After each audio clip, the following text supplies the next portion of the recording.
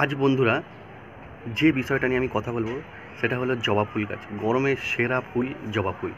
বন্ধুরা, এই জবা ফুলের এই গরমকালে কিছু সমস্যা কিন্তু খুবই হচ্ছে, এবং যে সমস্যাগুলোর সম্মুখীন আমাদের ছাদে যারা দিদিভাইয়েরা বা যারা জবা ফুল গাছ করছেন তাদের কিন্তু খুবই সমস্যায় পড়তে হচ্ছে এই সমস্যাটা নিয়ে। সেই সমস্যাটা কি?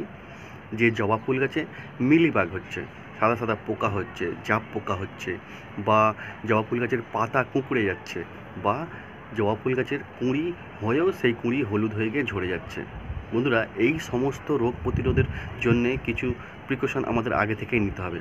তাই সেই সব রোগ যাতে আগে থেকে না হয় সেই কারণে আমি আজকে এই ভিডিওটা তুলে ধরছি। বন্ধুরা, আমি বাচ্চু, আর আপনারা দেখছেন আপনাদের প্রিয় গার্ডেন বিষয়ক চ্যানেল গার্ডেনার ফ্যামিলি।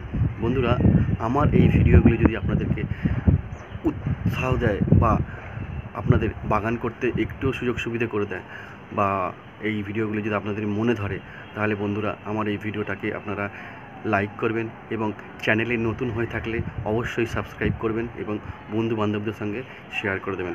তো বন্ধুরা, চলুন আমি আপনাদেরকে দেখিয়ে দেবো যে জবা ফুল গাছের পাতা কুঁকড়ে যাওয়া, মিলিবাগ হওয়া, বা ফুল থেকে কুঁড়ি হয়েও সেই কুঁড়ি হলুদ হয়ে ঝরে পড়া, এই বিষয়গুলো রোধ করতে গেলে আমাদের কি কি করতে হবে চলুন বন্ধুরা দেখে নিই। বন্ধুরা, এটি আমার একটা জবা ফুল গাছ, দেশীয় জবা ফুল গাছ, দেখতে পাচ্ছেন দেশীয় জবা ফুল গাছ। বন্ধুরা, প্রথম আমি আপনাদেরকে বলবো যে বিষয়টা, সেটা হলো পাতা কুঁকড়ে যাওয়া। বন্ধুরা, আমার এই গাছের জবা ফুল গাছের ডগগুলো দেখুন কত সুন্দর ফ্রেশ, দেখুন কত সুন্দর ফ্রেশ এবং কুঁড়ি আসছে। একটু দেখবেন পাতাগুলো কত সুন্দর চকচকে ফ্রেশ, বা কুঁড়ি আসতে চলেছে প্রতিটা ডগে ডগে। দেখুন, এই ধরনের গাছ পরিষ্কার রাখতে গেলে আপনাদেরকে কিছু কাজ তো অবশ্যই করতে হবে আগে থেকে।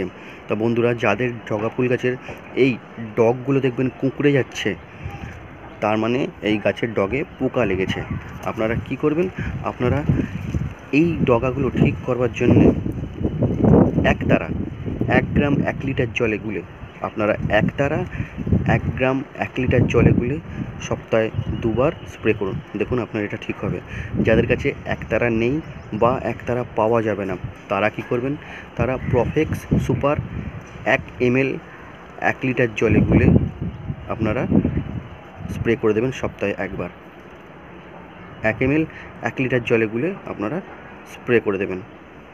দেখবেন আপনারা খুব ভালো ফলাফল পাবেন। এই জবা গাছের ডগগুলো দেখবেন খুব ভালোভাবে পরিষ্কার হয়ে গেছে এবং নতুন করে পাতা এবং কুঁড়ি ছাড়তে শুরু করে দিয়েছে।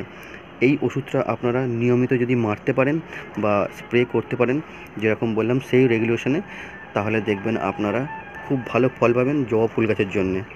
এবার বলি বন্ধুরা, যে জবা ফুল গাছের কুঁড়ি হয়েও হলুদ কেন হয়ে যায়, বা সেই হলুদ হয়ে পাতা ঝরে কেন পড়ে?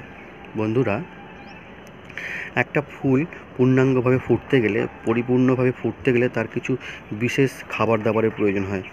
সেই বিশেষ খাবার দাবারের জন্য আমরা কিন্তু আগে থেকে তৈরি থাকি না, বা বুঝি না যে কখন কি করতে হবে।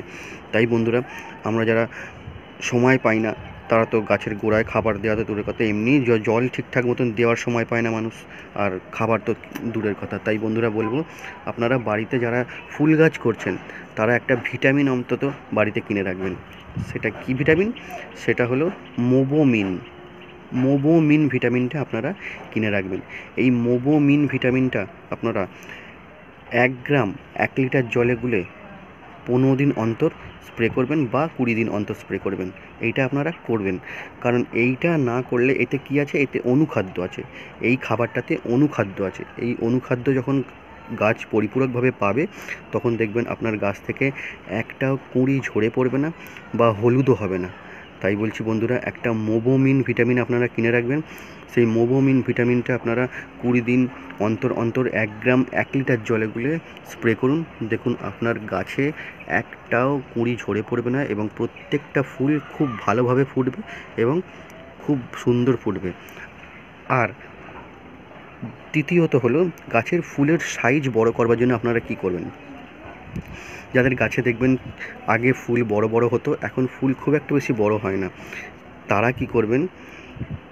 13-0-45 NPK 13-0-45 একটা খাবার আছে, যেটা এনপিকে খাবার। আপনার দোকানে গিয়ে বললেই বুঝতে পারবে 13-0-45। এই 13-0-45 খাবারটা আপনারা গাছে 15 দিন অন্তর স্প্রে করবেন। দেখবেন আপনার জবা ফুল গাছ আরও 10 জনের থেকে কত ভালো হয়ে উঠেছে, এবং সেই গাছে যা ফুল হবে এবং গাছের যা ফুলের কালার আসবে, সাইজ যেরকম হবে, আপনি অবাক হয়ে যাবেন দেখে। এই ধরনের পরিচর্যাগুলো আপনারা করতে থাকুন, দেখুন আপনার গাছ, জবা ফুল গাছ নজর কাড়ার মতন তৈরি হবে। বন্ধুরা, এই একটা ভিডিওর মাধ্যমে কিন্তু আমি আপনাদের জবা ফুল গাছের সম্পূর্ণ তথ্য আপনাদেরকে দিয়ে দিয়েছি। কিভাবে খাবার দেবেন, রোগ প্রতিরোধের জন্য কি কি ওষুধ দেবেন, সব কিছুই আপনাদেরকে বলে দিয়েছি। এইভাবে আপনারা আপনার জবা ফুল গাছকে পরিচর্যা করুন, দেখুন আপনার জবা ফুল গাছ খুব সুন্দর হবে। বন্ধুরা, যাওয়ার সময় আমি আরেকবার বলি যে বন্ধুরা, আমার এই চ্যানেলটি যদি আপনাদের ভালো লেগে থাকে তাহলে অবশ্যই সাবস্ক্রাইব করবেন। আপনারা সাবস্ক্রাইব করলে আমি আপনাদের কাছে থাকতে পারবো এবং একটা একটা করে আরও ভিডিও আপনাদের দরকার অনুযায়ী আনতে পারবো, আর আমারও ভালো লাগবে। তো বন্ধুরা, চলুন, দেখা হচ্ছে পরবর্তী অন্য কোনো গুরুত্বপূর্ণ ভিডিওতে। ততক্ষণ ভালো থাকবেন, সুস্থ থাকবেন। ধন্যবাদ।